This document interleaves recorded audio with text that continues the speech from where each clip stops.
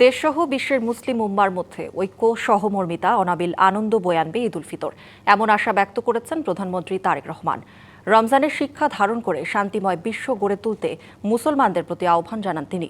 শুক্রবার এক ভিডিও বার্তায় দেশবাসীকে ঈদের শুভেচ্ছা জানিয়ে এসব প্রত্যাশা ব্যক্ত করেন প্রধানমন্ত্রী তারেক রহমান। বিসমিল্লাহির রহমানির রহিম। ঈদ মোবারক। প্রিয় দেশবাসী, আসসালামু আলাইকুম। ত্যাগ, তাকওয়া আর সংযমের শিক্ষা দিয়ে বিদায় নিয়েছে পবিত্র মাহে রমাদান।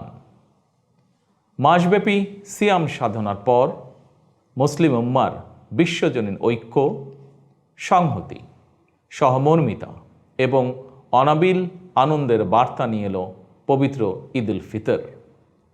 প্রতিটি ঘরে, প্রতিটি পরিবারে ঈদ আনন্দ পৌঁছে যাক সকলের তরে।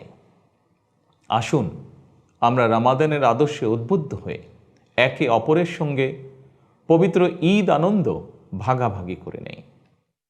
ঈদ উল ফিতর উপলক্ষে আমি প্রিয় দেশবাসীকে জানাই পবিত্র ঈদ উল ফিতরের শুভেচ্ছা।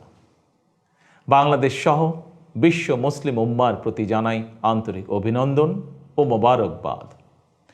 ঈদ মোবারক। আল্লাহ হাফেজ।